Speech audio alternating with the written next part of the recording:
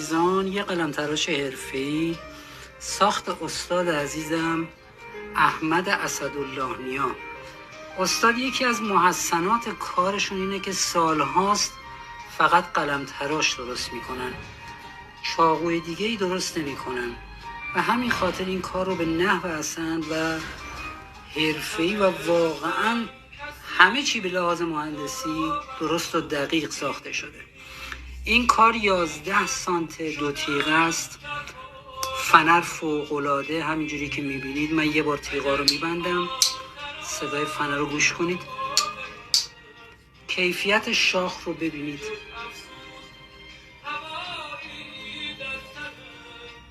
شاخهایی که استاد برای کارشون استفاده میکنن معمولا همین طیف و رنگ و همین حال و حواس و باربندها هم همینطور.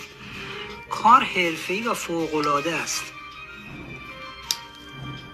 تیغه های این کار فرقی که با تیغه های دیگه داره اینه که از سوهانه و ته تیغه هم اگه دقت بفرمایید شیارها مشهوده و میتونید ببینید.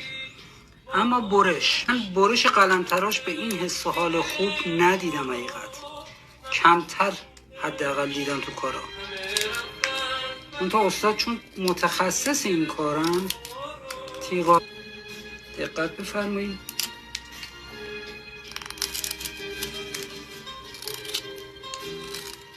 فوق‌العاده است. این قلمتراش حسی که با آدم میده از کنار برداری، میدان برداری و تراش قلم.